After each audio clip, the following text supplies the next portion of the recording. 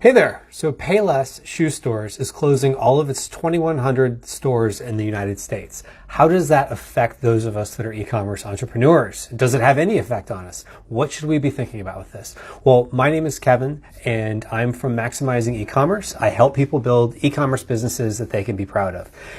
And just to get right into it, I would say the big thing with all this is just looking at this general trend. So this isn't new where now all of a sudden a company is going from,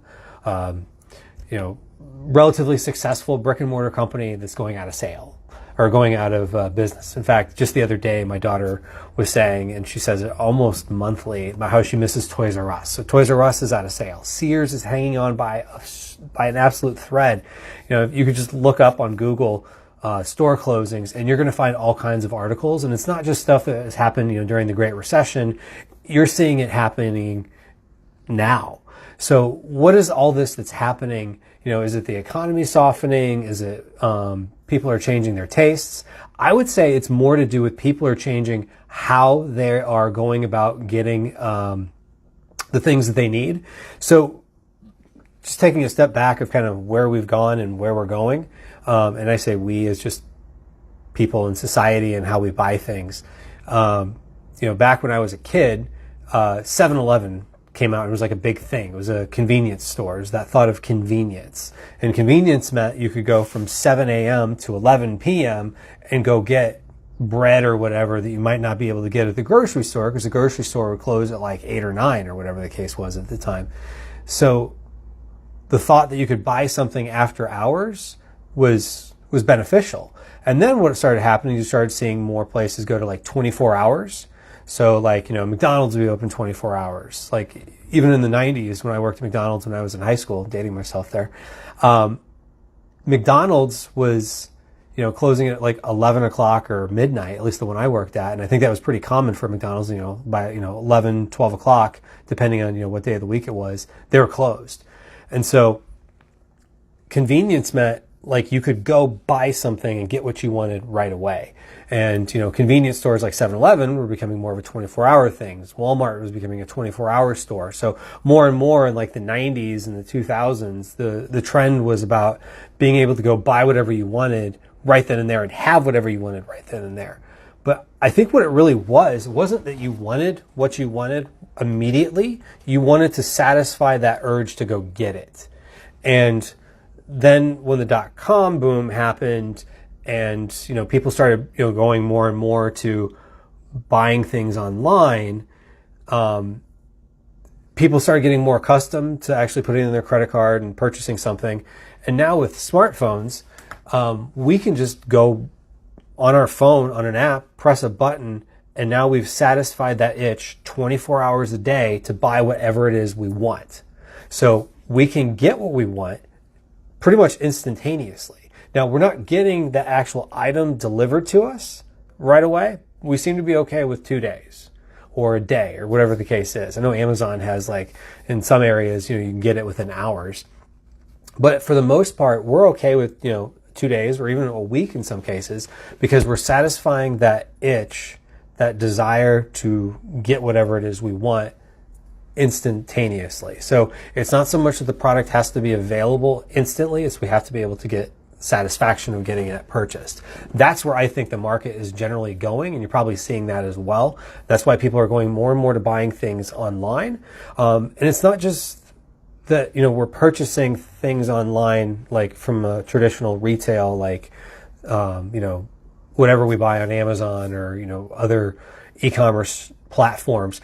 We're also able to get more of what we want in saving our time. And as you're thinking through like products that you're getting, maybe this is something to keep in mind. Maybe it's not. I wouldn't worry too much about it, but just in general, are you saving people time? Because one thing that we're starting to value more than anything in this world is time.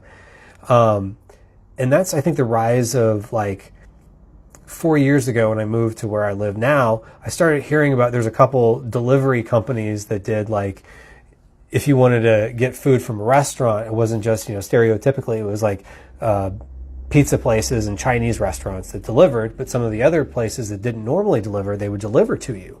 So now all of a sudden, you can get anything delivered, food wise.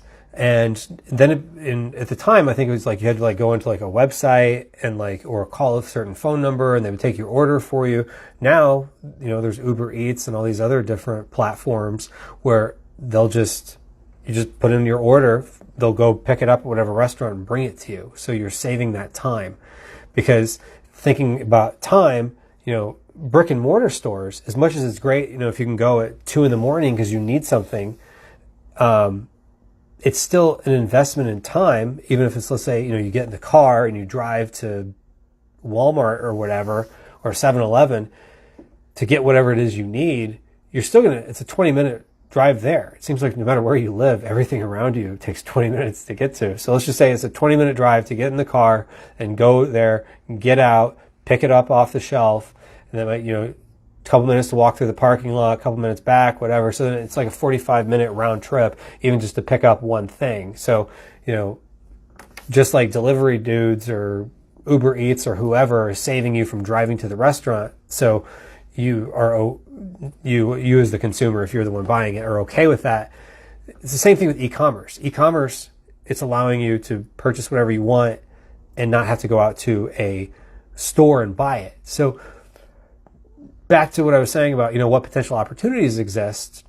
Think of it this way. If you're doing something that's saving someone time, maybe your product saves time, that's going to be an added value, because in general, people are valuing time more and more. People have always valued time, but now more and more, some service that saves them time is a big convenience to them. So like, if you were able to do in your business, like a subscribe and save, that saves them the time of having to worry about like replenishing whatever it is they need. So if it's a product that makes sense, like top of my head, paper towels, if you set it up so that they can just get the paper towels delivered to them, every month, that's a bonus for them. So I'd love to hear your thoughts in the comments down below.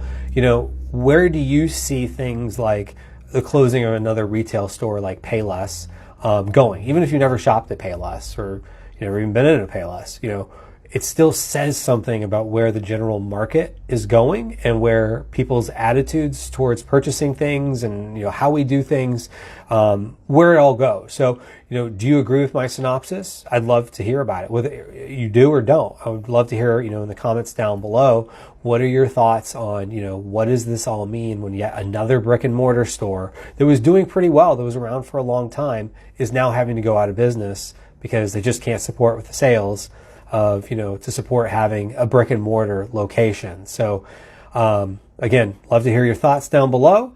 And if you found this to be helpful, please give us a little thumbs up.